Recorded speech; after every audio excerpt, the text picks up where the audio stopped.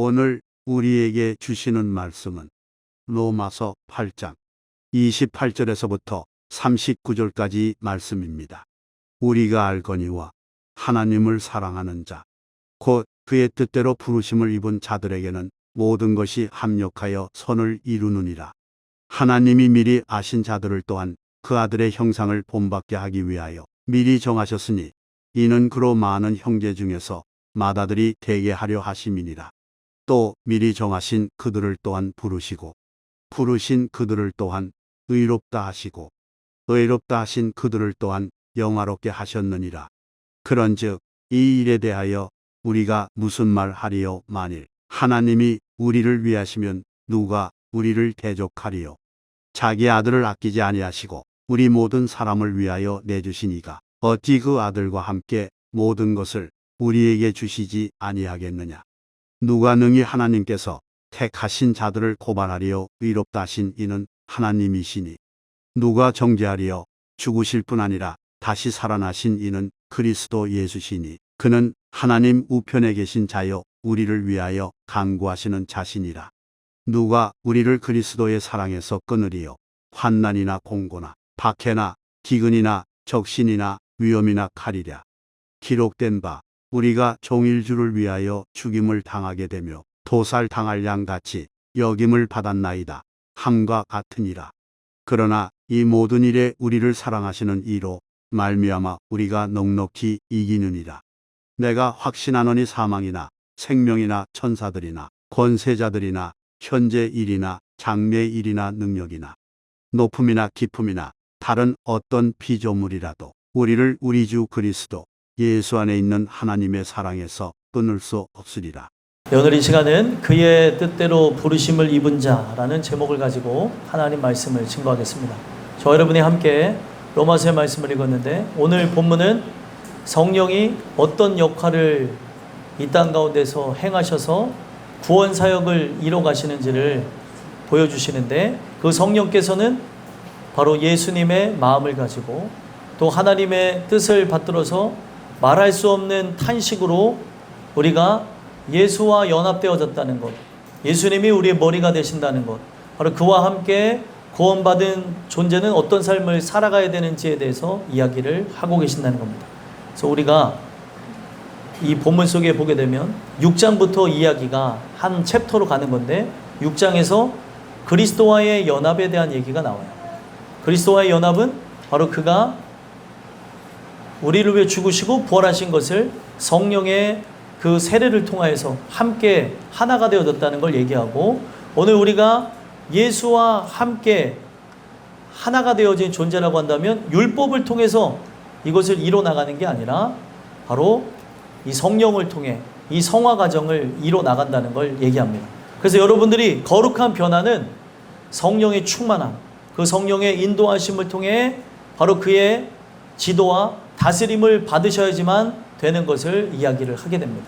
오늘 이 나누는 이야기를 통해 여러분들과 저는 바로 그의 역사하심을 통해 그 뜻대로 부르심을 받은 자가 맞는지 살펴보시면서 오늘날 그의 뜻대로 부르심을 입은 자에 대한 전제 조건이 있어요. 그의 뜻대로 부르심을 입은 자는 분명 하나님을 사랑한다고 얘기해요. 여러분 하나님을 사랑하십니까? 인간이 보이지 않는 하나님을 사랑한다는 건 불가능한 일이에요. 하나님이 그 뜻대로 부르심을 입은 자에게만 보이지 않는 하나님을 경외하고 경배하고 사랑하고 그분을 사랑함으로 인간까지도 사랑하는 그런 모습들이 나타나게 된다는 거예요. 오늘도 그의 뜻대로 부르심을 입은 자들이 여러분들이 맞다라고 한다면 오늘 허락하신 말씀 속에 여러분들 자신을 돌아다보고 오늘 내 삶 속에 나는 어떤 모습을 갖고 살아가야 되는가, 무엇을 믿고 의지하며 하나님의 영광을 위해 살아갈지를 말씀을 통해서 발견하시고 그 하나님의 뜻대로 부르심을 입은 자답게 여러분들은 이 땅에서 승리자로 바로 예배자로 나아가는 귀한 은혜가 있게 되길 간절히 소망합니다. 그래서 오늘 그의 뜻대로 부르심을 입은 자라고 하는 말씀을 통해 세 가지 말씀을 드리고자 하는데 그의 뜻대로 부르심을 입은 자에게는 어떤 일들이 일어나냐? 첫 번째로 구원의 완성을 이뤄 주신다는 사실입니다. 그래서 오늘 본문 28절에서부터 30절까지 내용을 보게 되면 하나님께서 구원의 완성을 이루어주시는 것을 보여주시는데 28절에 보게 되니까 우리 모든 사람은 알고 있대요. 하나님을 사랑하게 되어진 자, 곧 그의 뜻대로 부르심을 입은 자들에게는 모든 것이 합력하여 선을 이룬다. 자, 여러분들은 하나님을 아까 사랑하신다고 대답하셨죠? 하나님을 사랑하게 된 것은 그의 뜻대로 부르심을 받은 자들에게 나타나는 특징이에요. 그러니까 교회 안에 아직까지 미숙하여서 때가 되지 않아서 구원받은 자의 모습이 나타나지 않을 수 있습니다. 하지만 때가 되어지면 나타나야 되는 게 무엇이에요? 하나님을 뜨겁게 사랑하는 거죠. 그리고 하나님을 뜨겁게 사랑함으로 이웃을 사랑하며 이웃을 내 몸과 같이 사랑하고 더 나아가서 어떤 모습까지 나타납니까? 오늘날 그 모습 속에서 나타나야 되는 것은 원수까지도 사랑하는 모습이 우리에게 나타나게 되더라는 거예요. 인간이 할 수 없는 영역이 하나님을 사랑함으로, 하나님을 의지함으로, 하나님을 누구보다도 마음속에 품고 살아가는 것 때문에 마음속에 주시는 그 은혜와 사랑이 충만하기에 원수까지도 사랑하게 되더라는 거예요.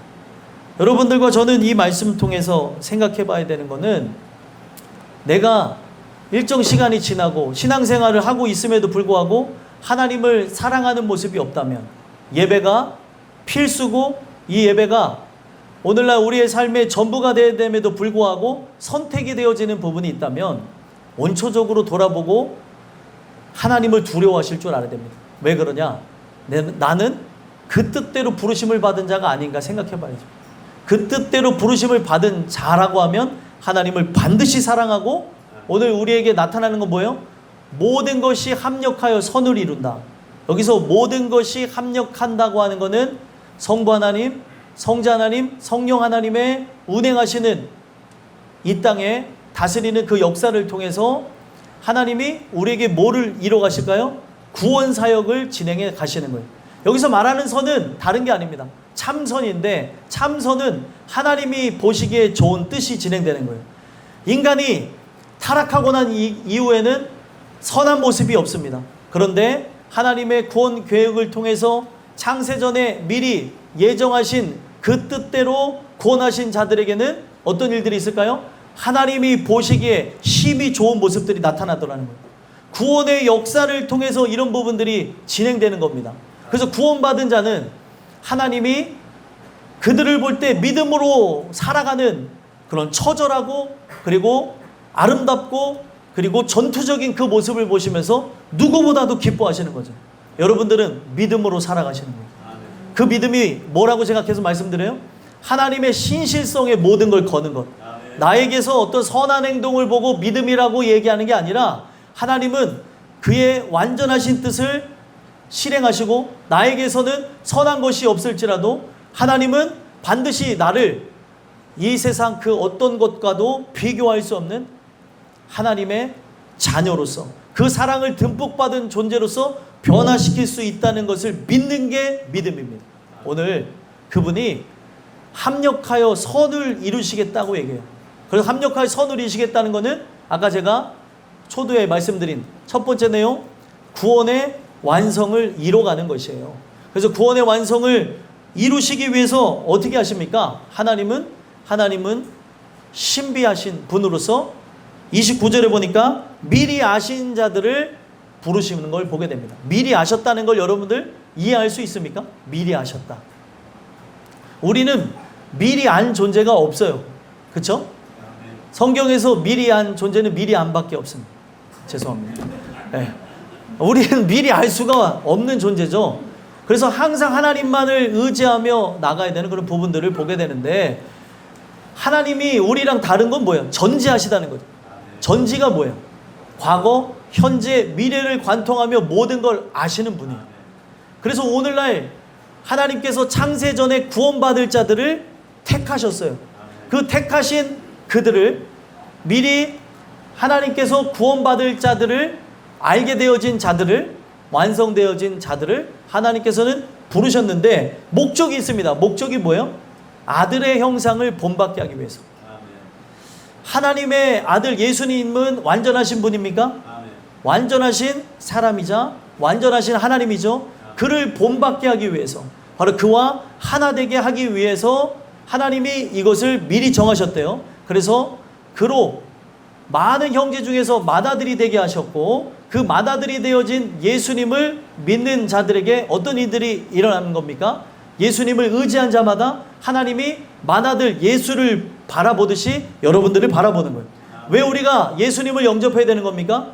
내 안에 예수님이 계시면 하나님이 나를 보실 때 그 아들 예수를 바라보듯이 여러분들을 보는 거예요. 그래서 그의 공로를, 그의 십자가 사역을 의지하는 자는 예수님이 완벽하게 이루신 십자가의 그 의, 하나님의 의를 여러분들이 의지하였기에 내가 죄인이나 나는 흉악하나 그가 완전하게 이루신 십자가의 사역을 통해 하나님은 여러분들을 죄 없다 여기고 여러분들을 영원한 천국으로 이끌어 가시는 거예요. 그래서 이렇게 하기 위해서 여러분들을 불렀다라고 하나님은 말씀하고 계시는 거죠. 오늘날 이런 부분들을 이렇게 들을 때에 이게 교회 다니는 게 이렇게 어렵나? 교회 다니는 게 이런 말을 듣기 위함인가? 이런 말 듣기 위해서 여러분들 교회 다니는 거예요. 복에 관한 이야기는 세상가도 들을 수 있어요. 왜냐?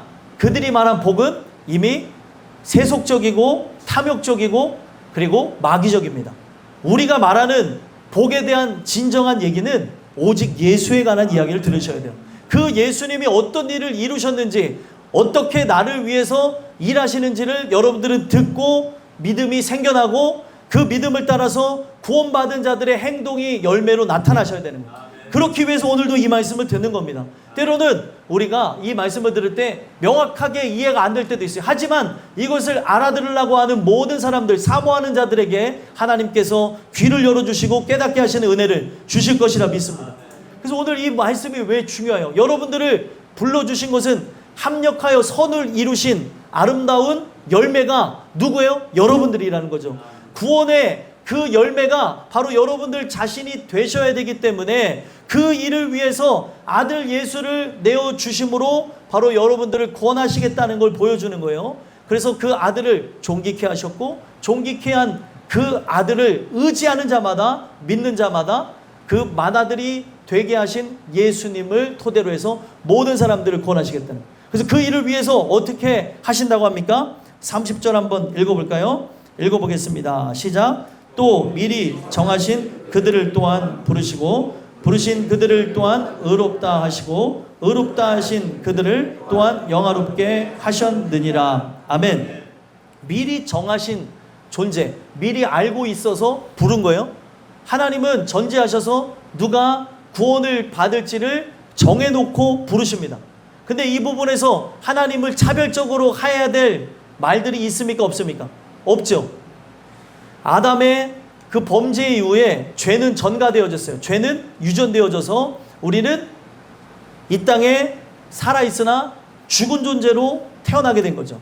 영이 죽은 존재로 태어나서 우리는 오직 예수님을 의지해야지만, 믿어야지만 살아가야 될 존재, 살아나야 될 존재로 부르셨다는 거예요. 그래서 그 부분 속에서 하나님이 미리 정하신 그들을 불렀을 때 내가 만약에 선택을 받았어요? 그러면은 여러분들은 어때요? 할 말이 있어요? 없어요? 하나님 감사합니다 라고 하는 말밖에 할 수 없는 존재가 저와 여러분들이에요. 누구를 선택을 하든 선택을 하지 않든 우리는 할 말이 없는 존재라는 거죠. 하나님의 알 수 없는 신묘막측한 행동을 가지고 하나님의 섭리를 가지고 그의 뜻을 가지고 여러분들을 부르신 거예요. 그래서 그의 뜻대로 부르심을 입은 자라고 하면 이들은 미리 정해놓은 자이기 때문에 시간이 지나면 지날수록 어떤 모습이 나타나야 돼요? 그리스도의 충만에 이르기까지, 믿음의 장성한 분량에 이르기까지 자라나셔야 되는 거예요. 근데 우리가 신앙생활을 하는데 아직까지도 어린아이와 같고 아직까지도 미숙하고 아직까지도 태어나지도 않은, 오늘도 세상을 사랑하고 의지하는 모습, 세상을 너무 사랑해서 아직도 고민하고 있다면 거듭났는가를 돌아봐야 돼요. 내가 거듭나고 난 이후에도 하나님은 계속해서 죄를 끊어내 나가십니다. 근데도 나는 여전히 세상을 사랑하고 죄를 사랑하고 있으면 제일 중요한 바로 내 안에 예수께서 살아계신가, 거듭났는가, 이 부분을 돌아봐야 오늘날 내가 구하는 기도가 어떻게 구체적으로 하나님 앞에 증거되어야 될지를 알게 되는 거예요. 그래서 하나님께서는 미리 정하신 자를 불렀어요. 여기 있는 모든 사람들을 불렀습니다. 그러면은 그 부르신 자들이 하나님의 은혜 속에서 순응되어져서 반응케 되어져 나타나야 되는 게 무엇이에요? 여기 있는 모든 사람들이 의롭다함을 얻으셔야 되는 거예요. 성경에 의롭다 하는 것은 뭘 통해서 의롭다 하는 걸 보게 됩니까? 우리가 성경에 보게 되면 이 로마서에서는 아브라함과 그리스도를 이렇게 대조하면서 아브라함이 하나님을 믿었던 이 사건을 통해 어떻게 됐어요? 아브라함이 하나님을 믿으니 하나님이 그를 어떻게 했대요? 의롭다 칭하셨다고 얘기하죠. 의롭게 여기셨다. 그러면 우리가 아브라함의 후손이 맞다면, 이스라엘 백성이 맞다면, 그 언약 따라서 난 존재가 맞다면 우리는 어떤 역사로 믿음이 우리 안에 들어오고 칭의를 얻게 됩니까? 예수님을 통해서. 예수님을 믿는 믿음을 통해서 우리 모든 생명들이 그로 말미암아 의롭다 칭함을 얻게 된다는 얘기를 하는 거예요. 그러니까 성경을 볼 때 우리가 성경을 다각도로 봐야 되는 게, 믿음은 여러분들이 노력한다고 얻는 거예요? 아니면 선물이에요? 선물이죠. 잘 아시네요. 그러면 선물은 어떻게 해야 받을까요? 이 선물은 여러분들, 우리가 세속화된 관점에서 선물을 받으려고 하면 죄송한 얘기지만 아양을 떨어야 된다고 얘기해요. 하나님 저 좀 봐주세요. 하나님 저 좀 이쁘게 봐주세요 하면서 그렇게 해야 되는 게 맞겠지만, 이 부분에서 우리는 뭘 기억해야 됩니까? 죄인이잖아요. 우리는 죄인이, 여러분들 하나님 앞에 나아갈 때 아양을 떠는 것으로, 뇌물을 주는 것으로, 그리고 우리가 그의 마음에 흡족하게 한다고 해가지고 집 앞을 청소하고 거기에다가 돈을 갖다 주고 하는 걸로 되겠습니까? 안 되겠습니까? 안 되죠. 우리가 제가 단편적인 예로 사람의 목숨을 대신할 수 있는 게 있습니까? 없습니까? 그럼 만약에 누군가 여러분들의 자녀를 죽였다고 생각해 보세요. 그러면 여러분들 누가 내 자녀를 죽였는데 보상금을 4억을 받는다 한들, 이 4억이 내 자녀의 생명을 채워줍니까? 못 채워줍니까? 못 채워주죠. 그러면 이 부분에서 제일 중요한 거는, 죄인 되어진 우리가 하나님의 마음을 돌릴 수 있는 유일한 방법은 뭐예요? 긍휼밖에 없는 거예요. 긍휼. 불쌍히 여겨달라는 거죠. 진심으로 뉘우치고 용서를 구하는 그 방법밖에 없는 겁니다. 그러면 오늘날 우리가 이 부분 속에서 하나님 말씀을 듣고 또 듣는 이유가 뭐예요? 그 말씀을 들음으로 믿음이 생겨나고, 그 하나님의 선물인 믿음을 우리가 받게 되어져서 하나님의 기쁨이 되기 위해서 오늘도 말씀을 듣는 거예요. 그러면은 여기 안에 있는 모든 사람들이 시간의 순서에 따라서 구원을 받는 것은 아니지만, 시간의 지남에 따라서 우리 모두가 하나님의 그 뜻대로 부르심을 받았다고 한다면 합력하여 선을 이룬 구원의 완성이 여러분들에게 나타나야 되는 거예요. 오늘날 이런 부분이 나타나기 위해서 어떤 일들이 있냐? 말씀을 듣다 보니 어떤 일들이 일어나요? 죄인됨을 내가 깨닫게 되는 거죠. 이 죄인됨을 스스로 말씀을 통해 깨닫게 되지 못한다면 방법이 없습니다. 말씀을 듣는 이유는 죄인이라는 걸 알게 하시는 거예요. 어떤 누구도. 근데 사람들은 교회를 다니다 보면 착각을 해요. 내가 교회를 열심히 다니다 보니 죄인이 아니라고 생각하는 거죠. 죽을 때까지 죄인입니다. 나와 세상이 달라진 이유는 나는 은혜 받은 죄인이기 때문에, 그가 의롭다고 칭해 주신 존재이기 때문에, 그의 말이 얼마나 거룩하고 위대하고 영원한지 그가 그렇다고 여겨주신 것 때문에 사는 것이지, 나란 존재에게서 우리는 선한 걸 찾아볼 수가 없는 거예요. 그의 나를 향한 그 신실함이, 그 신실성이 나를 이끌고 가는 거지, 나는 오늘 주님을 위해 죽겠다고 하는 이 마음이 충만했을지라도 자고 일어나고 난 다음에는 언제 그랬지라고 하는 게 사람이에요. 막 졸렵다 보니까 그 마음이 기억도 잘 안 나고 이런 부분이 나타날 때가 있다는 거죠. 뭐 여러분들은 안 그러신가 본데 자고 딱 눈 떴는데도 막 오늘도 주를 위해 죽어봅시다. 아이자 아자 아자 이렇게 일어나는 사람 없어요. 아침에 막 새벽에 일어날 때부터 아유 싹신이 쑤신 아이고 죽겠다. 주님 오늘도 제가 은혜로 살게 없어서 이렇게 나오는 거죠. 새벽 기도를 해보셔야 이 감정들을 아시는데 온갖 싹신이 쑤시고 정말 눈꺼풀이 왜 이렇게 무거운지 이 샷단은 왜 자꾸 내려가는 거예요. 이 샷단을 이렇게 올리고 쭉 이러면서 막 사투를 벌이면서 나오는 겁니다. 그리고 오늘날 주님 주시는 은혜만이 어제 받았던 그 은혜가 뭔지 또 기억나게 하시고 또 새롭게 하시고 오늘도 주님의 주시는 생기로 달려가는 거예요.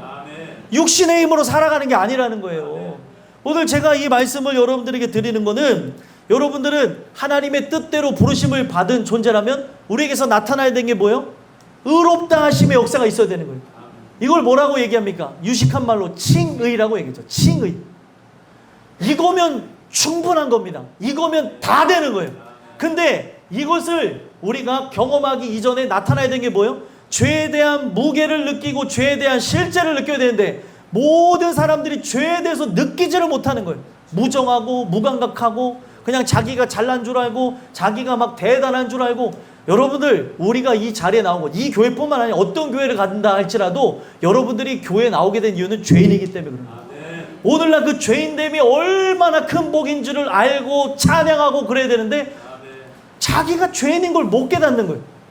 이 정도 되면 깨달아야 될 수가 있는데 이 사람이 깨달았는지 깨닫지 않았는지는 행동하는 걸 보면 알아요. 오늘날 이 죄인 되어짐을 깨달은 자는 자기 의를 드러낼 수가 없어요. 나같이 더러운 존재가 눈 씻고 봐도 내가 제일 더러운데 뭘 드러낼 게 있어요. 근데 내가 얼마나 더러운 존재인지를 모르니까 그냥 내가 나라는 존재가 드러나면 나라는 존재는 예수와 함께 죽었어요. 얼마나 더럽고 쓸데없으면 거기서 죽었냐는 거죠. 이거를 발견해야 되는데 발견하지 못하는 거예요. 죄에 대한 무게와 실제를 느껴야 예수님의 십자가가 얼마나 위대한 줄 알고 십자가 밑에서 계속 긍휼을 구하는 거예요. 하나님 나를 십자가 밑으로 부르셨사오니 하나님 여기서 이 십자가의 피로 나를 씻어주는 역사가 실제가 되게 없어서 그 피가 나를 구함을 믿습니다. 이거를 여러분들이 믿게 되어질 때 예수님이 나를 위해 죽으셨다는 그 사실을 믿게 되어질 때 여러분들은 그 믿음을 보시고 그 아들 예수를 통해서 내가 구원받았다는 것을 연약하지만 부족하지만 이 사실을 믿게 되어졌다고 한다면 하나님이 바로 그날에 어떻게 하는 거예요? 내가 너를 의롭다 하리라. 이거면 이제 끝나게 되는 거예요. 그리고 여러분들 이 끝남과 함께 어떻게 되는 겁니까? 바로 우리는 새로운 삶을 시작하게 되는 거죠. 구원의 그 문제가 해결받아야 오늘날 여러분들과 저는 영원한 삶을 위해서 나가게 되는 겁니다. 그래서 그렇게 의롭다 하시고 의롭다 하신 자들, 이제 의롭게 되어진 자들을 어떻게 한대요? 영화롭게 하신다는 거예요. 자, 영화는 언제 받는 겁니까? 영원한 천국에 들어가서 받는 게 영화예요. 근데 희한한 거는 제가 왜 이 첫 번째 부분을 구원의 완성이라고 잡았냐면 그 뜻대로 부르심을 받았다라고 하면 구원의 현재성과 그리고 구원의 미래성과 그리고 구원의 완성이 존재합니다. 근데 현재 받은 구원이 미래에서도 그리고 영원한 천국에서도 동일한 거 여러분들 믿으십니까? 내가 지금 현재적으로 구원을 받았다면 이 구원은 완료형으로 끝을 맺었어요. 훗날에 우리는 시간 순서에 의해서 우리가 죽은 이후에 바로 예수님의 이 땅 가운데 재림주로 오셔서 심판하시는 그날에 영원롭게 되어진다고 하는 것을 우리는 알지만 하나님은 시간 안에도 계시고 시간 밖에도 계시고 시간을 초월한 분이니까 뭐라고 얘기했대요? 영화롭게 하셨느니라. 완료해버렸어요. 이미 승리했다는 거죠. 이미 그분 안에 들어가 있는 삶이 존재하는 걸 보게 되어지는 거예요. 여러분 하나님 편에서 생각해 보자고요. 존재하신 하나님 속에 이미 완성되어진 미래가 존재할까요? 존재하지 않을까요? 존재하죠. 여러분들이 좀 이렇게 머리를 여셔서 한번 보셔야 돼요. 우리는 지금 현재에 살아가고 있지만 제가 이 말을 한가 동시에 벌써 이건 과거가 되어졌어요. 근데 중요한 거는 완성되어진 미래가 하나님 안에 존재한다는 거예요. 그래서 영화롭게 하셨대요. 하나님은 이미 끝냈어요. 그래서 여러분들 구원 받으면 이 구원은 취소되는 겁니까? 취소가 안 되는 겁니까? 취소가 안 되죠. 영화롭게 하셨대잖아요. 그러면은 어떤 사람은 구원 받은 것처럼 행동하다가 나중에 그 사람이 변절하게 된 이유가 뭘까요? 구원 받은 것 같이 행동한 거지 구원 안 받은 거예요. 구원 받은 사람은 하나님이 끝까지 책임지십니다. 여러분 믿으세요? 그 하나님의 신실함이 나를 이끌고 가는 거예요. 내 신실함이 이끌고 가는 게 아니라는 거죠. 근데 오늘날 사람은 착각하는 거예요. 나의 신실함이 떨어지면 구원이 취소되는 것 같고, 오늘날 꼭 나는 지옥 갈 것 같고, 그 지옥 갈 것 같은 걸 느끼는 것까지는 좋아요. 그래서 여기서 어떻게 됩니까? 하나님을 의지해야 되죠. 근데 지옥 갈 것 같다 하면서 어차피 지옥 갈 바에는 그냥 막 살자. 여러분들 이렇게 미련하고 무식한 게 없습니다. 나중에 제가 예수 믿을게요 라고 말하는 사람 무식한 사람이 없어요. 아니 나중을 줄지 안 줄지도 모르는데, 오늘 내일도 모르는데, 아니 제가 요 근래 들은 것도 지금 우리 교회 어린이집 교사가 있어요. 어린이 교사의 그 함께하는 동료의 남편 되신 분이 갑자기 부름을 받았다는 거예요. 그렇게 될 줄 몰랐다는 거예요. 그래서 우연히 제가 이렇게 하다가 기사를 보던 중에, 여러분들 세상 사람들과 같이 나가지 마시라고 얘기하는 거예요. 노홍철이라는 사람이 아시죠? 노홍철이라는 사람? 수염 기른 그 개그맨 있잖아요. 그 사람이 왜 이렇게 여행 다니는 줄 아세요? 그렇게 여행 다니게 된 이유가 자기와 늘 어떻게 보면은 자기의 그 연예인 초기 시절에 함께했던 막내 작가가 고생을 우리 참아보면서 좀 더 열심히 하자 하면서 그 메인 작가가 되어졌대요. 메인 작가가 되어졌는데, 그 메인 작가가 되어지면서 우리 조금만 더 열심히 해서 돈을 번 다음에 그 다음에 즐깁시다 라고 했는데, 함께 고생했던 남편이 갑자기 죽었다는 거예요. 그리고 자기는 지금 그걸 보게 되면서 강한 충격을 받으면서, 인생은 지금 이 순간에 행복하지 않으면 안 된다. 행복이라고 하는 거는 나중에 행복할 것이 아니라 지금 행복해야 된다고 하면서 그때부터 여행을 다녔다는 거예요. 그래서 그 사람은 지금도 맨날 놀러 다녀요. 자, 세상 사람들이 추구하는 행복 속에서는 맞는 얘기예요. 그렇죠? 내일이라고 하는 거는 안 올 수도 있으니까 최대한 즐겨보자는 거예요. 언제 죽을지 모르니까. 근데 우리는 진정한 행복을 찾는 자라고 한다면 우리는 어떻게 될까요? 네, 우리는 회개하고 하나님 앞에 돌아와야 되는 거고, 예배자로서 삶을 살아가야 되는 거예요. 진정한 행복을 살기를 원한다면 오늘 내가 언제 죽을지 모르니까 바로 하나님의 주시는 은혜 아래 항복하고 돌아와야 된다는 거죠. 세상 사람들은 가짜 행복을 위해서 자기 삶을 즐깁니다. 여러분들은 진짜 행복과 영원한 삶을 위해서 영원한 것을 헤아릴 수 있는 놀라운 지혜를 받으심으로 하나님 앞에 항복하고 돌아오는 은혜가 있었으면 좋겠어요. 여기서 은혜를 잘못 받으면, 아까 제가 한 얘기에서 앞부분만 듣고 거기서 좋으신 분들은 어떻게 될까요? 그래, 인생은 이제는 앞날을 알 수 없으니까 그래, 내일부터 놀러 가자. 내일부터 그 즐기는 거. 놀러 가지 말라는 얘기가 아니에요. 여러분들 오해하지 마시고, 오늘 이거 잘못 알아들으면은 말씀 잘 듣거나, 그래 인생은 뭐 별거 있어, 내일부터 그냥 다 갖다 쓰는 거지 뭐 그냥. 여러분들 이러시면 안 되고 영원한 것을 준비하실 줄 알아야 돼요. 세상 사람들과 같이 그렇게 인생 소중한 거 맞아요. 내 소중한 인생을 어떻게 하겠습니까? 준비하는 데 써야죠. 영원한 삶을 준비하는 데 쓰셔야 되는 거예요. 오늘 그 구원의 삶을, 내가 구원의 완성을 경험했는가를 살펴보시고, 주시는 그 은혜 속에서 그의 뜻대로 부름을 받았다고 한다면 여러분들은 택함을 받은 자로 반드시 칭의를 얻으셔야 되고, 그 칭의 사건과 함께 오늘날 우리는 뭐예요? 영화롭게 하셨다. 그 완료형으로 영원한 천국이 이미 예비되어졌고 들어갔음을 고백하시고 삶으로 여러분들 증명해내는 아름다운 은혜가 있었으면 좋겠습니다. 이것이 여러분들에게 드린 첫 번째 말씀이고요. 두 번째, 바로 그의 뜻대로 부르심을 입은 자에게는 어떤 일들이 일어나냐면, 구원의 확실성을 하나님께서는 보증하신다는 거예요. 구원의 확실성을 보증하신다. 그래서 30일에서부터 34를 보게 되어지면 선택받은 성도를 향하여서 하나님이 자기 자신이 보증을 하세요. 여러분, 세상의 보증은 항상 어떻게 합니까? 여러분 보증을 서보셨어요? 저는 항상 이 교회가 망하는 동시에 저는 모든 빚을 다 떠안게 되어져 있어요. 제1 연대 보증이기 때문에, 대표자이기 때문에 이 교회가 만약에 망한다고 하면은 저는 6억 3천에 대한 빚을 제가 다 떠안게 되었습니다. 6억 1천입니다. 6억 1천. 그리고 저와 함께 연대 보증인 2명 있었는데 그 사람들은 1,000만 원씩만 하고 제가 6억 1천을 떠안게 되었어요. 제가 빌린 돈은 4억 7,500인데 왜 이렇게 더 많은 돈을 이렇게 요구하는지 모르는데, 아무튼 그 보복 속에서 제가 보면서 느낀 게, 세상은 보증을 서준다 하더라도 항상 대가가 있습니다. 근데 하나님은 자기 자신을 보증을 하실 때에 어떻게 하셨어요?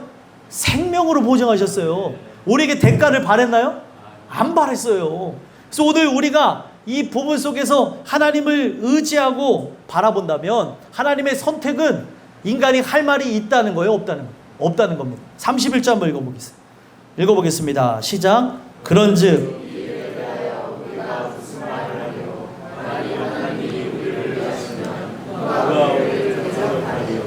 아멘.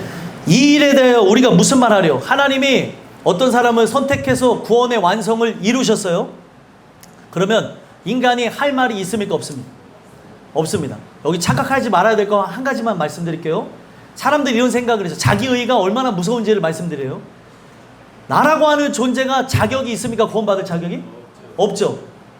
그러면은 구원받을 자격이 없는 나는 사실 마귀의 종노릇하고 마귀의 자녀로서 죽을 인생인데, 하나님이 창세전에 선택했기 때문에 마귀의 종노릇하던 자가, 마귀의 자녀였던 내가 하나님의 종노릇하고 하나님의 자녀가 되는 겁니다. 그러면 감사해야 돼요? 감사하지 말아야 돼요? 감사해야 되죠. 나라고 하는 존재가 자격이 없는 상태에서 구원을 받았기 때문에 우리에게서 나타나야 될 것은 웬 은혜입니까? 내 말로는 형언할 수가 없습니다. 그 말밖에 할 수가 없어요. 그런 부분을 기억하셔야 되고, 나라고 하는 존재가 자격이 없는 상태라고 하는 것을 꼭 기억한다면 타인을 내가 생각했을 때 구원하시지 않는 하나님에 대해서 할 말이 있어요? 없어요? 서운하지만 심지어 여러분들의 자녀를 구원하지 않는다 해도 나는 할 말이 없어요. 그래서 우리가 할 수 있는 게 뭐예요? 긍휼을 구하고 기도하는 것밖에 없는 거예요. 눈물 흘릴 수밖에 없는 거예요. 하나님, 나 같은 존재에게도, 자격 없는 나에게도 은혜 주셨잖아요. 그 은혜 내 아들에게 주세요, 딸에게 주세요, 내 남편에게 주세요, 내 아내에게 주세요. 이런 게 우리에게 필요한 거예요. 오늘날 근데 사람들은 뭐예요? 자기가 구원받았다고 하는 이 부분이 노력에 의해서, 열심에 의해서 받았다고 하니까, 아니 왜 하나님 저 사람은 차별합니까? 왜 저 사람은 은혜를 주지 않습니까? 그렇게 따지는 사람들이 있다는, 따질 수 있는 게 아니에요. 이거는 그냥 선택에 의해서 은혜로 받은 것이기에 내가 거기에 선택되어 받으면은 그냥 감사할 뿐이에요. 그러니까 하나님이 얼마나 사랑하면 계속해서 프로포즈 하는 거예요. 프로포즈가 뭐예요, 여러분들? 프로포즈. 예? 우리 프로포즈를 안 받아봤다고 하면서 화내신 분 있어요. 저는 제 사랑하는 사람들 프로포즈를 못 받았다는데, 가장 사랑하시는 하나님이 늘 여러분들 프로포즈 하잖아요. 프로포즈. 계속 여러분들 향해서 대시를 하고 계시잖아요. 응? 그 모습이 여러분들의 삶의 흔적으로 나타나잖아요. 잘 하나님의 은혜 가운데 나아가는 사람들은 이 부분 속에서 하나님이 보이지 않는, 우리보다는 차원이 높은 존재이시다 보니까 인간이 깨닫게 하기 위해서 우리의 인생에 하나님이 움직이셨다고 하는 그것을 알게 하기 위해서 차원이 다른 존재의 행동이 우리에게 질병으로 나타나고, 그리고 망함으로 사건과 사고와 일들로 나타나는 거예요. 아니, 교회를 한동안 안 나오던 청년, 저번에도 한번 말씀드렸는데 교통사고가 딱 나니까 바로 전화가 오더래요. 저한테 바로 전화가 오더라고요. 대빵, 저는 대빵이에요. 그 얘기. 대빵, 교회 열심히 나올게요. 이걸 또 듣고 있는지 모르겠는데, 교회 열심히 나올게요. 사고 나는 순간 바로 깨달았다는 거예요. 그때 따끈따끈할 때 교회 나와서 회개하고 빨리 말씀드려야 돼요. 이게 시간이 지나면 또 사라져요, 이 마음이. 오늘날 우리가 진짜로 하나님께서 나라고 하는 존재를 깨닫게 하기 위해서, 나는 죄인이고 하나님의 은혜가 필요한 존재라는 걸 알게 하기 위해서 차원이 다른 존재이시다 보니 보이지 않아요. 고차원적인 분이니까 그분이 보여지게 되어지는 것은 어떤 우리의 삶의 일들과 사건과 사고를 통해서 경험케 되어지니까 하나님은 때로는 질병을 통해서 인도에 가시더라는 거예요. 너무 사랑하니까 하나님께서 계속 그렇게 하는 거예요. 제발 이 은혜를 떠나지 말라. 이 은혜 안에 거하라. 나의 사랑 안에 거하면 내가 천국을 주리라. 하나님이 너무 사랑해서 계속 얘기하는 거예요. 근데도 나는 어떻게 하면 이걸 피해 나가볼까? 어떻게 하면 내 방식대로 나아가볼까? 하나님의 그 역사하심을 말씀 안에서 보지 못하니까 자꾸 하나님의 그 의도를, 신호를, 그 시그널을 이해하지 못하니까 막 삐지려고 그러고 내 멋대로 행동하려고 그러고 토라지려고 그러고. 여러분들, 하나님의 신호를 잘 파악하는 것이 지혜입니다. 말씀을 들어야 이것이 하나님의 콜링, 부르심을 아는 거예요. 말씀을 안 들으면 하나님이 계속해서 여러분들에게 프로포즈를 하는데도 이것을 알지 못해서 굉장히 많은 삶의 흔적을 경험하고 살아가시는 분들이 있다는 거예요. 그것도 은혜지만 여러분들 말씀을 통해 깨달음으로 오늘 여러분들이 주시는 그 삶의 많은 부분에서 감사와 기쁨만으로 또 어떤 큰 문제 없이 영광 돌리는 은혜가 있었으면 좋겠어요. 그렇기 때문에 하나님이 이렇게 이것을 진행할 때 우리는 할 말이 없다고 얘기하고, 하나님이 우리를 위하시면 우리를 누가 대적하려? 대적할 존재가 있어요, 없어요? 없죠. 자, 여기 보시면 자기 아들을 어떻게 주셨기에 대적할 존재가 없다고 하는가? 32절 읽어보겠습니다. 읽겠습니다. 시작. 자기 아들을 아끼지 아니하시고 우리 모든 사람을 위하여 내주시니가 어찌 그 아들과 함께 모든 것을 우리에게 주시지 아니하겠느냐. 아멘. 자기 아들을 어떻게 하셨대요? 아끼지 않고 주셨대요. 자, 마귀가 우리를 향하여서 고발할 수도 없고 정죄할 수도 없는 가장 큰 비밀이 뭔 줄 아십니까? 하나님이 마귀에게 자기 아들의 생명값으로 우리를 사셨다는 거예요. 아들이 십자가에 죽으심으로 모든 죄값을 다 치르셨어요. 그렇기 때문에 마귀는 할 말이 없는 거예요. 하나님이 가장 사랑하는 그 아들을 죽게 하심으로 모든 죄의 질고와 또 모든 죄의 근원 자체도 예수님이 과거, 현재, 미래를 관통하며 죽어주심으로 다 짊어지셨다는 거예요. 그러면 그 짊어지심으로 여러분들이 은혜를 받았어요? 여러분들이 선택을 받았어요? 예수님의 생명은 우주보다 큽니까? 우주보다 작습니까? 크죠? 왜 그렇습니까? 왜 예수님의 생명이 우주보다 크죠? 예수님 안에서 우주가 나왔잖아요. 하나님의 말씀을 통해 우주가 나왔기 때문에 우주가 아무리 큰다 한들 하나님의 아들 예수가 더 크신 거예요. 그러면 우주보다 큰 그 아들이 우리를 대신하여 죽었으니 마귀는 할 말이 없는 거예요. 마귀에 대해서 성경은 뭐라고 얘기합니까? 참소자, 그리고 걸려 넘어지게 하는 자, 뭐 이렇게 표현하는데 그가 일러 바칠 게 없고 하나님 앞에 따질 게 없어요.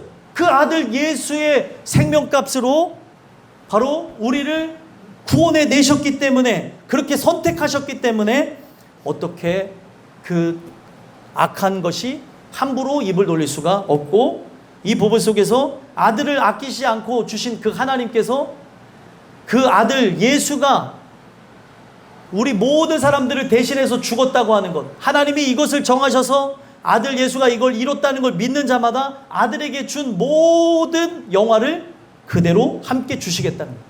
그래서 여러분들, 하나님이 왜 사랑이에요? 하나님이 여러분들을 너무너무 사랑하셔서 아들 예수를 주셨잖아요.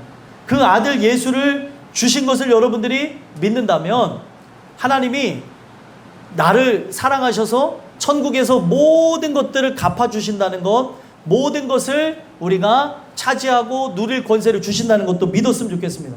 왜 하나님이 사랑이라고 하는가? 제가 짧게만 말씀드리면 예수님은 은혜라고 얘기해요. 왜 하나님을 사랑이라고 하겠습니까? 여러분들 만약에 자녀가 있다고 가정해 보십시오. 여러분들이 죽는 게 쉽습니까? 아니면 자녀가 죽는 게 쉽습니까? 예, 여러분들 여러분들 자체가 죽는 게 더 쉬워요? 예? 제 말을 이해를 못하신 것 같아요. 아니, 이거 중요해요. 이거 잘 생각해 보셔야 되는 게, 아니 만약에 누군가 한 사람이 죽어서 누군가를 살려야 된다면은 여러분들이 죽는 게 나아요? 아니면 내 자녀가 죽는 게 나아요? 여기 다들 대단하신 분들만 내 자녀가 죽는 게 낫죠. 전 살아야 되니까. 이런 거예요? 아니죠. 아니, 이게 중요한 게 하나님이 이 부분 속에서 얘기하고 싶은 게 뭐냐면, 내가 죽는 게 쉬워요? 아니면은 아들이 죽는 게 쉬워요? 네? 오늘 이 부분 속에서 내가 죽는 게 쉽다고 하는 이 말을 우리가 고백한다는 게 어떤 의미인지 알았으면 좋겠어요. 왜 그렇습니까? 내 아들이 죽게 되어지면 어떻게 돼요? 얼마나 힘이 들겠어요. 그러면은 하나님의 아들 예수가 죽으실 때, 하나님의 아들 예수가 죽으실 때 누가 더 죽은 거예요? 예. 네. 여러분, 아유, 내 아들이 죽은 거지 난 안 죽은 거야, 이런 분들이 있어요, 없어요? 여러분들, 부모님이 받는 스트레스 중에 가장 큰 스트레스가 뭔지 아십니까? 자식의 죽음이래요. 배우자의 죽음. 그러면은 이 스트레스를 여러분들이 어떻게 살아가시겠어요? 하나님 은혜 아니면 못 살아가는 거예요. 네? 경험해 보신 분들도 있고, 이것 때문에 굉장히 깊은 터널을 지나온 것 같은 인생이 있는데, 하나님이 은혜를 주니까 살아가는 거죠. 그러니까 너무 힘드니까, 저한테 어떤 분이 그러더라고요. 목사님, 저 웃어도 돼요? 저 이렇게 기뻐해도 돼요? 된다고. 하나님 주시는 그 은혜 속에 승리하심을 믿고 살아가니까 웃어도 되는 거예요.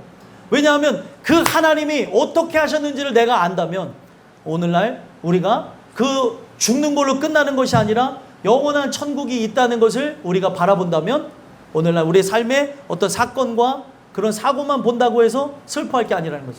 그래서 여러분들, 오늘날 우리가 이 부분 속에서 살펴봐야 되는 게, 하나님이 아들을 죽게 하신 이 사역을 통해서 우리가 살펴봐야 되는 게 무엇일까요? 하나님의 아들 예수가 죽을 때 하나님도 그날 죽으신 거하고 동일한 거예요. 그러니까 아들을 죽게 하시니 얼마나 힘이 들었겠어요. 오늘날 그것을 다 견뎌내신 분이 하나님이시고, 그 하나님에 대한 사랑 때문에 예수님이 우리를 위해 십자가 달려 죽으셨기 때문에 예수님은 은혜라고 얘기하는 거예요. 오늘도 이 메시지가 여러분들 안에 잘 들려져서 주신 그 부분 속에서 그 하나님이 이루신 그 놀라운 사랑과 그 놀라운 은혜를 우리가 찬양하며 영광 돌렸으면 좋겠어요. 그런 부분 속에서 택하신 자들이, 그의 뜻대로 택하신 자들이 누구예요? 바로 여러분들입니다. 그렇기 때문에 오늘도 우리에게는 감사가 있어야 되고, 어떤 누구도 바로 33절 34절에 보니까 택하신 자들을 고발할 수 없고 의롭다고 하신 분이 누구예요? 하나님이에요. 하나님이 칭히, 하나님이 그들을 향하여서 의롭다라고 여기셨기 때문에 어떤 누구도 말할 자격이 없어요.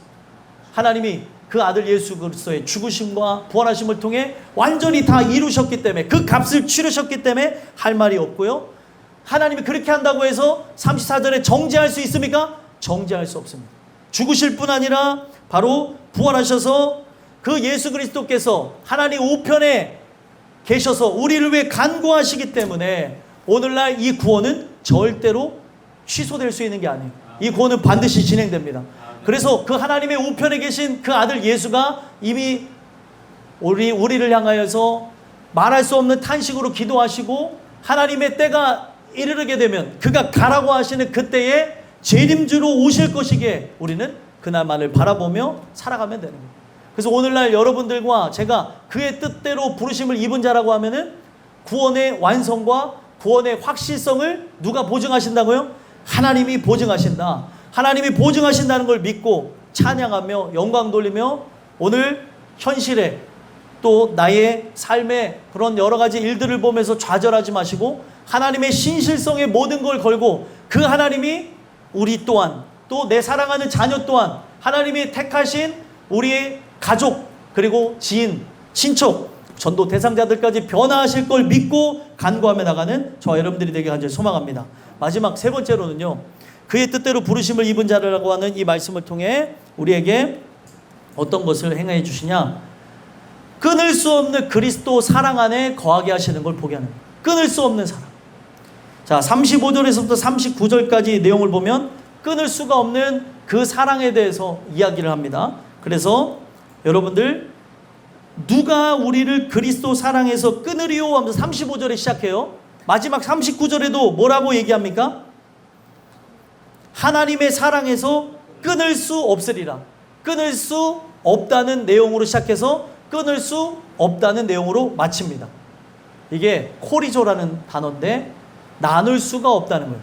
이 나눌 수 없다고 하는 거에 대표적으로 사용되어진 게 어디냐면 하나님이 짝지어 주신 것을 사람이 나눌 수가 없다. 자, 이거는 여러분들 결혼에 관한 이야기를 통해 여러분들이 육신의 남편과 아내를 만나는 이야기도 맞지만 그 이야기는 근본적인 이야기가 아니고 우리가 살다 보면 또 한 신앙 안에 거하지 않다 보면 이혼을 할 수도 있어요.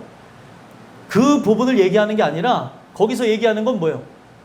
사람이 하나님이 짝지어 주신 것을 사람이 나눌 수 없다라고 하는 이 부분은 바로 하나님의 아들 예수와 여러분들을 상징하는 거예요. 바로 여러분들이 영적으로 어떻게 되는 거예요? 예수와 한 몸을 이룬 부부가 된 거죠. 그 부부가 되어진 여러분들을 세상의 어떤 것으로도 나눌 수가 없다는 겁니다. 그래서 우리가 성령을 받고 하나님 주시는 은혜 아래 회개하고 예수와 연합되어진 이 사건은 여러분들과 제가 바로 하나님 주시는 은혜 아래서 예수와 부부의 연을 맺는 거하고 동일한 거예요.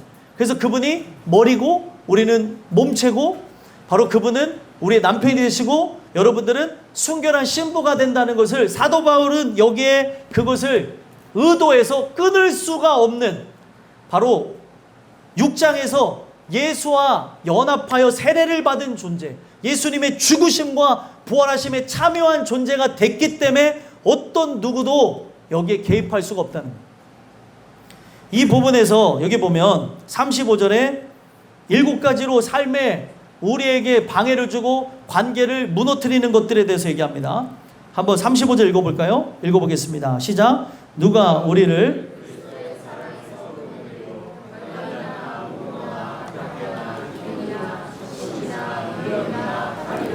아멘. 여기 보면 7가지로 나누는데 환난은 뭐예요? 외부에서 찾아오게 되는 거죠. 외부에서 들어오는 압력을 얘기하는 거고, 공고는 우리 안에서 얻게 되어지는 압박을 얘기하는데 공고에 대한 것을 재밌게 표현했습니다. 방이 점점 좁아지는 거예요. 근데 이 방이 좁아지는 게 어떤 방을 얘기하는 걸까요? 마음의 방이 좁아지는 걸 공고라고 얘기해요. 그러니까 여러분들 담이 적어질 때가 있죠. 어떤 사건과 사고, 일들, 어떤 문제를 경험하게 되면서 이 가슴이 쪼그라들 때가 있고 우리가 막 두근두근거리게 될 때가 있고 막 두려울 때가 있는 그 이유가 바로 오늘날 삶의 그 부분에서 사탄이 우리에게 이러한 근심과 걱정을 줄 때 이런 곤고를 느끼는 거고, 또 박해가 찾아와요. 박해가 찾아와서 여러분들을 괴롭히고 고통을 주는, 이게 육적으로도 일어나죠. 예수 믿는 자들이 정말 열심으로 살아가게 되면 이 박해가 여러분들의 가족으로부터 일어나고 친척, 지인, 친구들로부터도 일어날 수가 있고요. 그리고 또 어떻게 합니까? 기근도 찾아와요. 기근은 뭐예요? 먹지 못하고 하는 이런 부분들이 내가 예수 믿는 것 때문에 이러한 고통이 찾아올 수도 있고, 그리고 적신이라고 하는 거는 가난함을 얘기하는 겁니다. 벌거벗었다는 거예요. 붉은 적자에 몸신자를 쓴 거예요. 그러니까 벌거벗은 몸을 얘기하는 거예요. 그러니까 벌거벗었다는 게 뭐예요? 사람들로부터 소외를 당하고, 그리고 수치를 당하고, 그리고 입을 옷이 없어서 가난한 그런 상태에 놓여진 그런 부분도 얘기하는 거고, 위험이라고 하는 거는 수도 없이 찾아오는 그 안전에 대한 그 부분들, 우리에게 고통을 주는 그런 부분이고, 칼로 예수 믿는 것 때문에 그들을 죽이려고 하는 그러한 협박도 얘기하는 거죠. 그래서 사도 바울이 그때 생각할 때 7가지로 정의를 내렸을 때 그리스도인들이 받는 보편적인 그런 예가 7가지 예가 여기에 적혀져 있는 건데, 이것으로도 끊을 수 있다는 거예요, 없다는 거예요? 이것이 여러분들 힘들어요, 안 힘들어요? 힘이 들고 고통스럽고 괴롭습니다. 예수 믿는 거 여러분들 장난이 아니에요. 예수를 믿고 이렇게 살아갈 때 여러분들 이 환난, 공고, 박해, 기근, 적신, 위험 칼이 따르는 것이 당연하지만 여러분들은 누구를 남편을 삼으셨어요? 예수님을 남편 삼으셨고 예수님의 순결한 신부가 되기 때문에 그 사랑에서 절대 끊을 수가 없다는 거예요. 그러면서 이야기하는 게 뭐예요? 기록된 바 우리가 종일 주를 위하여 죽임을 당하게 되며 도살 당할 양같이 여김을 받았나이다. 이게 시편 44편 22절의 내용을 인용을 했어요. 세상이 볼 때 우리는 종일 주님 때문에 죽게 되어지고 도살당하는 양과 같이 되었다는 것은 마치 우리를 곧 있으면은 잡아먹을 먹잇감처럼 생각하면서 사탄이 여러분들을 이리 찌르고 저리 찌르고 조롱하고 고통을 주고 세상이 여러분들을 밥처럼 여기고 고통을 주는 일들이 있을지라도 37절에 뭐라고 얘기합니까? 한번 읽어보겠습니다. 읽겠습니다. 시작. 그러나 이 모든 일에 우리를 사랑하시는 이로 말미암아 우리가 넉넉히 이기느니라. 아멘. 결국에 그리스도의 사랑 때문에 넉넉히 이긴다는 거예요. 이 넉넉히 이긴다고 하는 건 압도적 승리를 거둔다는 거예요. 왜 그렇습니까? 바로 성경에 보니까 요한복음 16장에 예수님이 세상을 이겼다고 얘기하고 우리가 아는 요한일서 3장에 보게 되면 예수님이 이 땅에 오심으로 마귀의 일을 멸했대요. 그럼 마귀의 일을 멸했다는 것을 통해 성경에 예언되어진 대로 뱀의 머리가 사탄의 머리가 부서졌습니까? 부서지지 않았습니까? 사탄의 머리는 부서진 거예요. 여러분들 뱀이 만약에 독사일지라도 머리가 부서졌어요?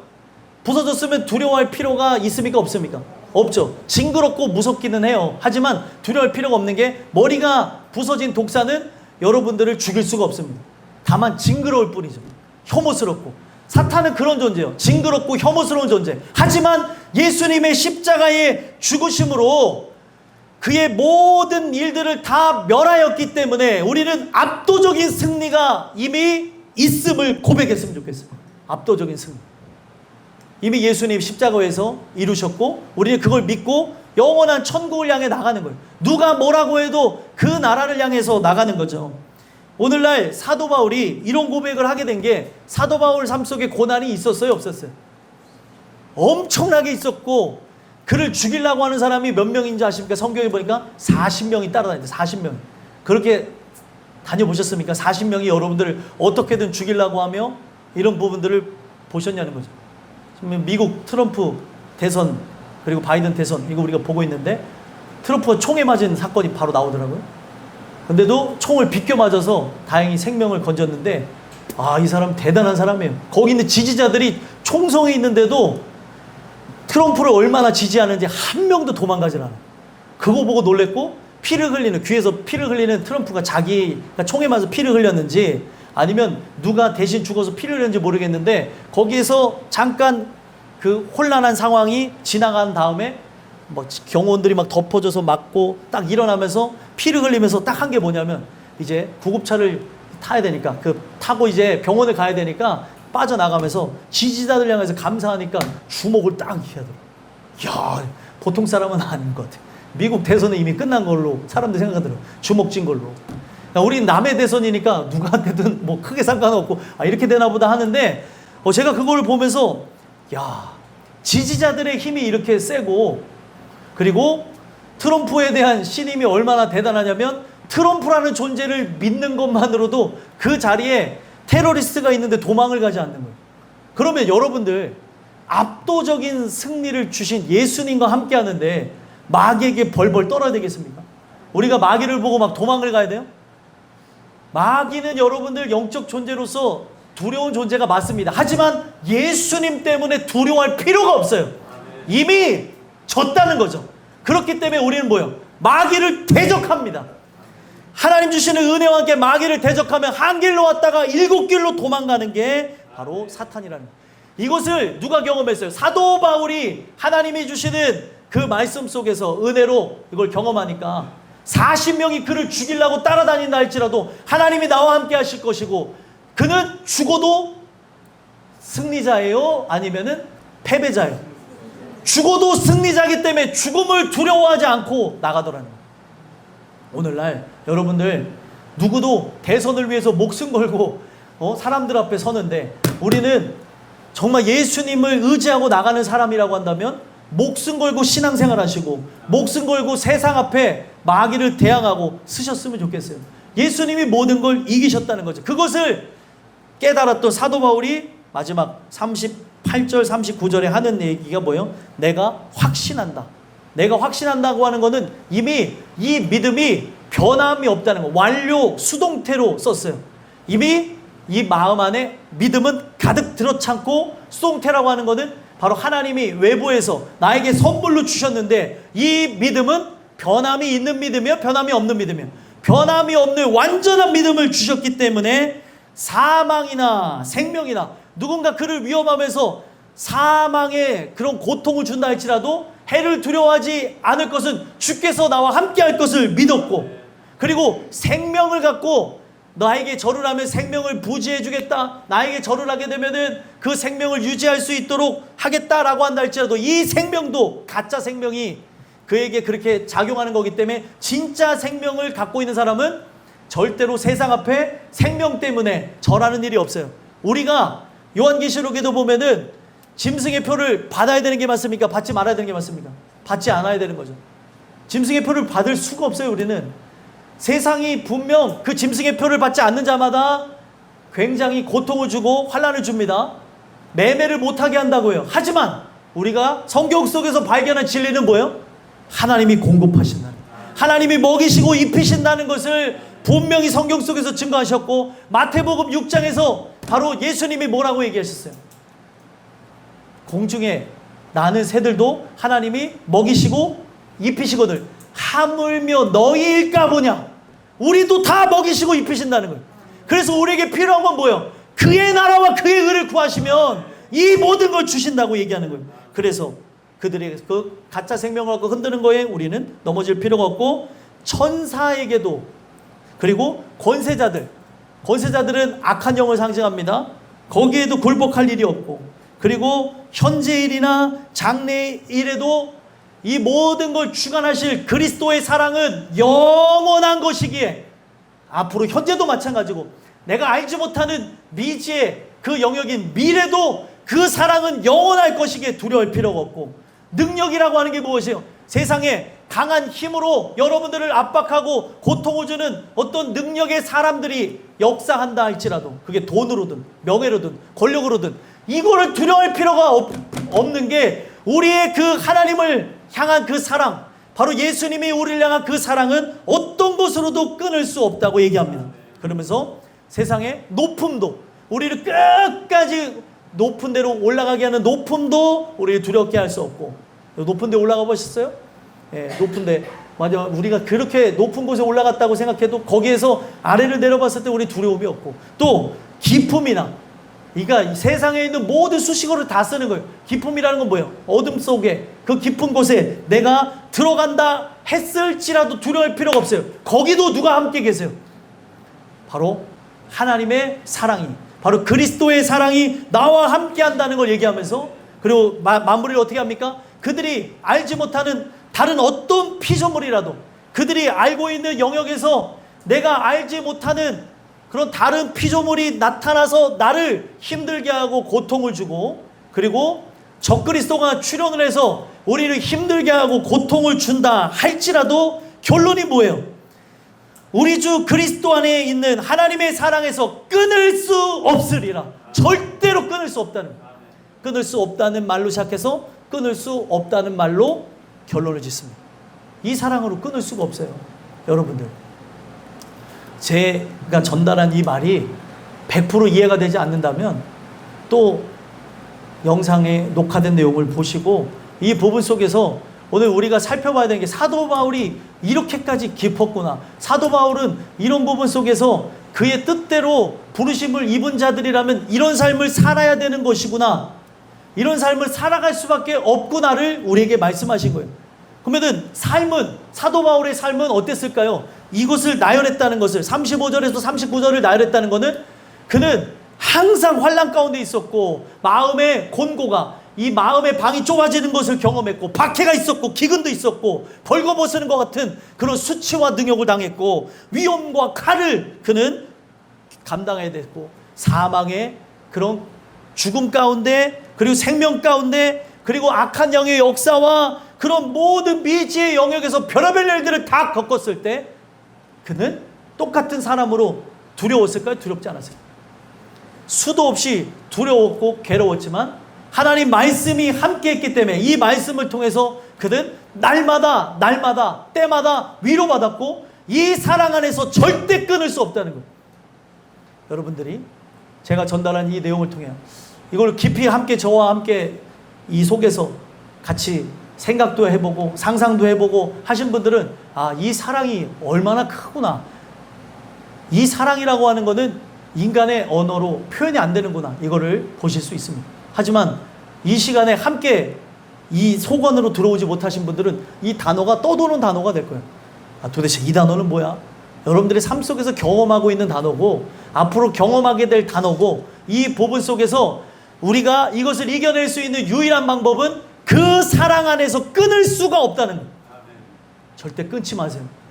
예배를 끊지 마시고 기도를 끊지 마시고 말씀을 끊지 마시고 찬양을 끊지 마시고 오늘날 하나님과 접촉할 수 있는 유일한 수단이 바로 예배입니다. 은혜의 수단을 여러분들 끊어버리면 불가항력의 은혜를 통해 하나님이 집어넣으실 수 있겠지만 그런 것만을 기대하는 삶이 아니라 하나님 안에서 충만, 예수로 충만을 누리면서 승리하는 저와 여러분들이 되셨으면 좋겠습니다. 기도하겠습니다.